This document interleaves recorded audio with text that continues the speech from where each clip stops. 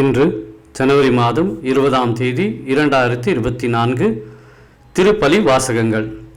இன்றைய திருப்பலி வாசகத்தின் பதிலுரை பாடல் பல்லவியாக, ஆண்டவரே எம்மை மீட்குமாறு முக ஒளியை காட்டியருளும். திருப்பாடல் அதிகாரம் என்பது இறைவசனம் 3. பொதுக்காலம் 2ஆம் வாரம் சனிக்கிழமை.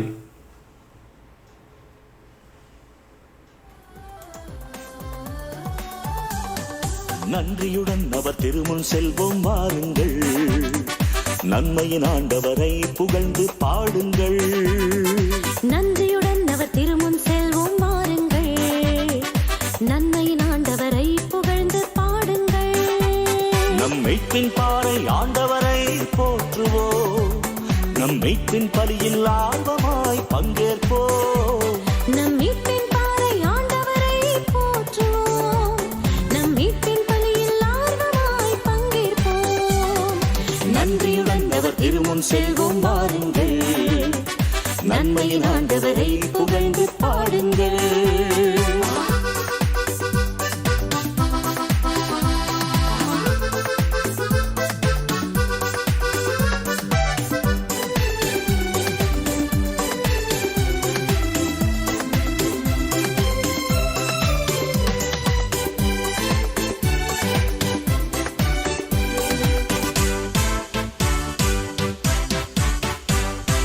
ஆண்டவரின் இல்லம் செல்ல அழைப்பை கேட்டோம், அகமகிழ்ந்து ஆலயத்தில் அடியெடுத்து வைத்தோம்.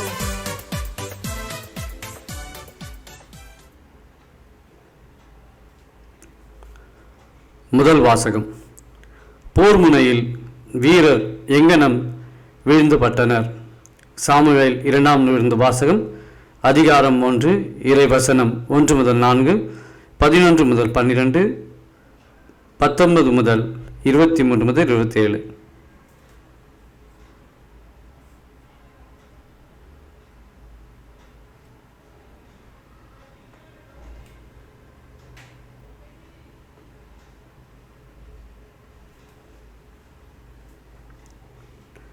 அந்நாள்களில் சவுல் இறந்த பின் அமலேக்கியரை தோற்கடித்து திரும்புகையில் தாவீது சிக்லாக்கில் 2 நாள்கள் தங்கினார். 3ஆம் நாள் சவுலின் பாசறை நின்று கிழிந்த ஆடைகளோடும் புழுதி படிந்த தலையோடும் ஒருவன் வந்தான். அவன் தாவீதிடம் வந்ததும் தரையில் வீழ்ந்து வணங்கினான். நீ எங்கிருந்து வருகிறாய் என்று தாவீது அவனை வினவ, நான் இஸ்ரேல் பாசறை நின்று தப்பி வந்துவிட்டேன் என்று அவன் பதில் கூறினான். என்ன நடந்தது, என்னிடம் சொல் என்று தாவீது கேட்க, அவன், வீரர்கள் போரில் நின்று ஓடிவிட்டனர், அவர்களுள் பலர் வீழ்ந்து மடிந்து விட்டனர், சவுலும் அவருடைய மகன் யோனத்தானும் இறந்து விட்டனர் என்று கூறினான். தாவீது தம் ஆடைகளை பற்றி கிழித்தார். அவரோடு இருந்தவர்களும் அவ்வாறே செய்தனர். சவுலுக்காகவும் அவருடைய மகன் யோனத்தானுக்காகவும் ஆண்டவரின் மக்களுக்காகவும் இஸ்ரேல் வீட்டாருக்காகவும் அவர்கள் அழுது புலம்பி மாலை வரை நோன்பு இருந்தார்கள். ஏனெனில் அவர்கள் வாளால் மடிந்து விட்டார்கள். இஸ்ராயேலே, உனது மாட்சி உன் மலைகளிலே மாண்டு கிடக்கின்றது. மாவீரர் எவ்வாறு மடிந்தனர்! சவுல், யோனத்தான், அன்புடையார், அருளுடையார், வாழ்விலும் சாவிலும் இணை பிரியார். கழுகனும் அவர்கள் விரைந்து செல்வர், அரியினும் அவர்கள் வலிமை மிக்கோர். இஸ்ராயேல் புதல்வியாரே, சவுலுக்காக அழுங்கள். செந்நிற மென்துகிலால் உங்களை உடுத்தியவர் அவரே. பொன்னின் நகைகளினால் உடைகளை ஒளிரச் செய்தாரே. போர் முனையில் வீரர் எங்கனம் வீழ்ந்து பட்டனர். உன் மலைகளிலே யோனத்தான் மாண்டு கிடக்கின்றான். சகோதரன் யோனத்தான், உனக்காக என் உளம் உடைந்து போனது. எனக்கு உவகை அளித்தவன் நீ. என் மீது நீ பொழிந்த பேரன்பை என்னென்பேன்?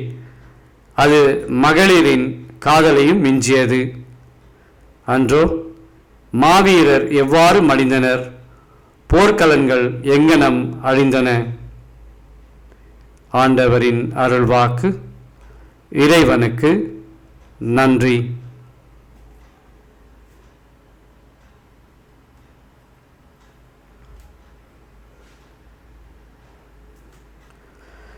இஸ்ராயேலின் நாயரை செவிசாயும், யோசேப்பை மந்தையென நடத்தி செல்கின்றவரே, கிருபைகளின் மீது வீற்றிருப்பவரே, ஒளிர்ந்திடும் எப்ராயிம் பெண்மீன் மனாசேயின் முன்னிலையில் உமது ஆற்றலை கிளர்ந்தெழச் செய்து எம்மை மீட்க வாரும்.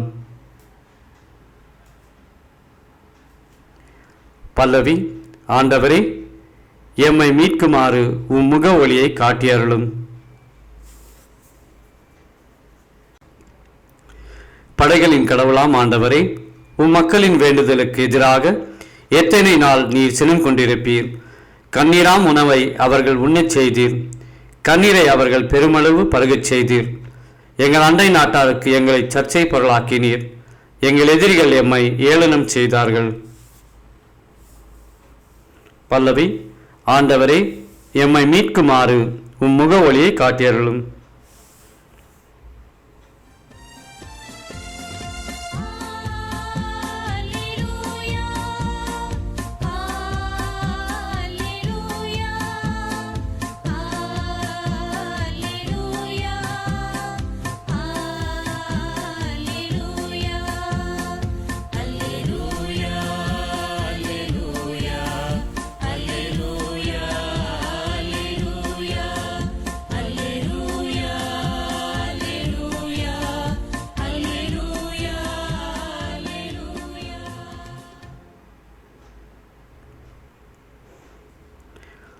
உம் திருமகனின் சொற்களை எங்கள் மனதில் இருத்தும்படி ஆண்டவரே, எங்கள் இதயத்தை திறந்தருளும்.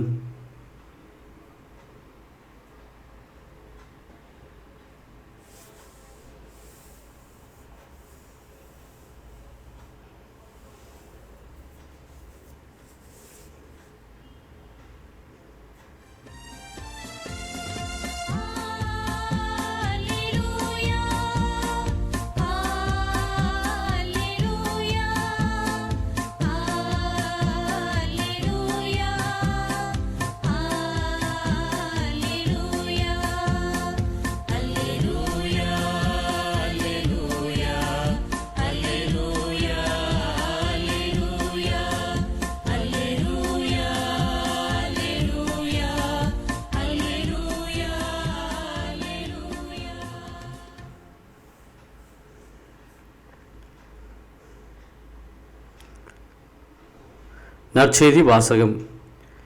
இயேசு மதிமயங்கி இருக்கிறார் என்று இயேசுவின் உறவினர் பேசிக்கொண்டனர்.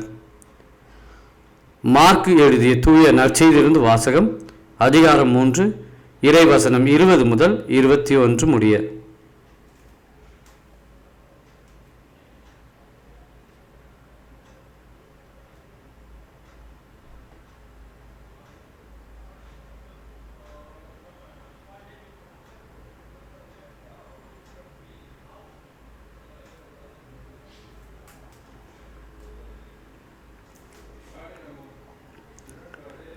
அக்காலத்தில் இயேசு தம் சீடர்களுடன் வீட்டிற்கு சென்றார்.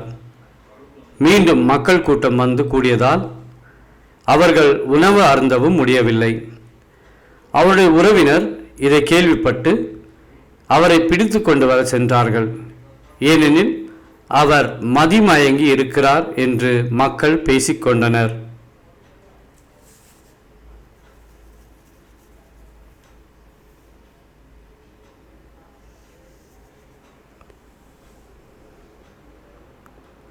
ஆண்டவரின் அருள்வாக்கு.